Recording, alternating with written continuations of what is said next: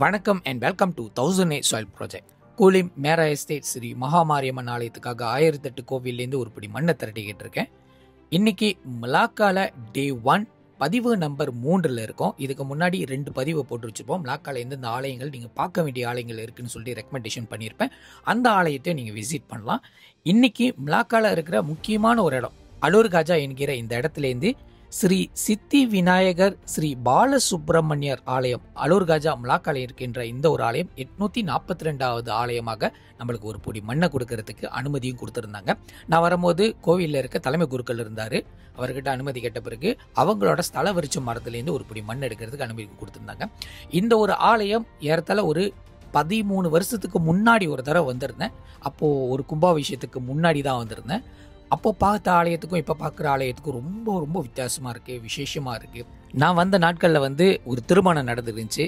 அந்த திருமண தம்பதியருக்கு வாழ்த்துக்களை தெரிவிச்சுக்கோ. அடுத்து 843வது ஆலயமாக ஸ்ரீ மகா கருமாரியம்மன் ஆலயம் பாயாரும்போட் மலாக்காவில் இருக்கின்ற இந்த ஒரு ஆலயத்திலேருந்து ஒரு பிடி மண் எடுக்க வந்திருந்தேன். நானும் மூர்த்தியும் காலையில் வரும்போது திருக்காப்பு போட்டிருந்த வாசி பரவாயில்ல, நைட்டில் கண்டிப்பாக எடுக்கலாம்னு சொல்லிட்டு கோவில்காரங்கிட்ட தகவல் வச்சுருந்தோம். ஸோ கோவில்காரங்க இந்த அன்னைக்கு தான் மீட்டிங் போட்டிருந்தாங்க. ஸோ நான் வந்த நேரத்தில் எல்லாம் ஒட்டுமொத்த கமிட்டி மெம்பர்ஸும் இருந்திருந்தாங்க.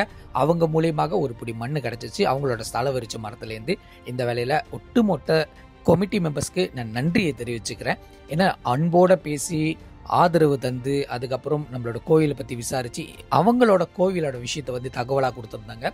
சன்னதியில் இருக்கிற அம்பாளை பாருங்க, ஆதி அம்பாலும் பின்னாடி வச்சு பராமரிச்சுட்டு வராங்க, புதிய அம்பாலும் முன்னாடி வச்சுட்டு வணங்கிட்டு வராங்க. ஸோ இது 2 அம்பாலும் ஒரே சன்னதியில் இருக்கிறது ரொம்ப ரொம்ப விசேஷம். இது ரொம்ப குறைவான கோவிலில் வச்சுருக்காங்க. சில சமயம் அம்பாளை புதைச்சிருவாங்க, சில சமயம் அம்பாளை ஆளுகிட்டு தூக்கி கொடுத்துருவாங்க, இல்லை ஆற்றுல கரைச்சிருவாங்க. அந்த மாரி தவறுகளை செஞ்சிடாதீங்க. முடிஞ்ச அளவுக்கு கோவிலுக்குள்ளே வச்சு பராமரிக்கணும். மலேசியாவில் ரொம்ப ரேரான திருவிழா சொன்னோமா அது முல்லைப்பாரி திருவிழான்னு சொல்லுவாங்க. இது கருமாரி அம்மனுக்கு மட்டும்தான் விசேஷமாக எடுப்பாங்க. மலேசியாவில் எனக்கு தெரிஞ்சு ஒரு 4 கோவிலில் தான் நான் கேள்விப்பட்டிருக்கேன். இது வரைக்கும் நான் பார்த்ததில்ல.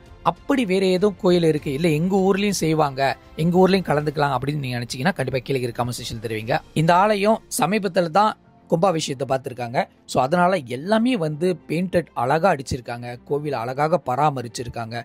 நிறைய விஷயம் கோவிலுக்கு சேர்த்து வச்சு செஞ்சுருக்காங்க. இங்கே ஆஞ்சநேயர் வழிபாடு இருக்குது, சிவலிங்க வழிபாடு இருக்குது, மற்ற தெய்வத்தோட வழிபாடும் வச்சுருக்காங்க. கோவில் அழகாக சுத்தமாகவும் பராமரிச்சுட்டு வராங்க. சில விஷயங்கள் நம்ம ஆலயத்துக்கு ஏற்ற மாதிரி வைப்ரேட்டடாக இருக்கணும்.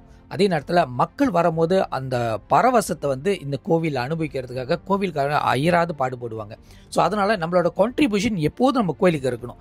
இதுக்காக தான் நான் எப்போதும் ஒரு டேக்லைன் யூஸ் பண்ணுவேன், நமது ஆலயம் நாமே அங்கீகரிப்போம்.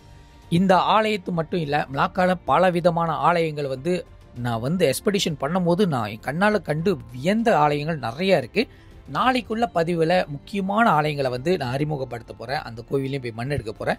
இது வரைக்கும் மண் எடுத்து உதவி செஞ்ச மூர்த்தி அவர்களுக்கு நன்றி தெரிவிச்சேன். நாளைக்கு இன்னொரு நபரு கூட நான் பயணிக்க போகிறேன். ஸோ இந்த வேலையில் இன்னைக்கு உள்ள பதிவை பார்த்த எல்லா பக்த பெருமக்களுக்கும் நன்றி தெரிவிச்சுக்கிறேன். கண்டிப்பாக ஃபாலோ பண்ண மறந்துடாதீங்க. இதுக்கு முன்னாடி வரைக்கும் நீங்கள் பார்த்தது இல்லையா, டே 1ஓட அதாவது பார்ட் 1ஓட வீடியோஸ்லேருந்து பார்த்தீங்கன்னா இப்போ வரைக்கும் 843 ஆலயத்தை எடுத்தாச்சு. இது உங்களுக்கான பயணம். இந்த பயணத்தை என் கூட தொடர்ச்சியாக வரவங்களுக்கு நான் நன்றிகளை தெரிவிச்சுக்கிறேன். நான் நாளைக்கு சந்திக்கிறேன்.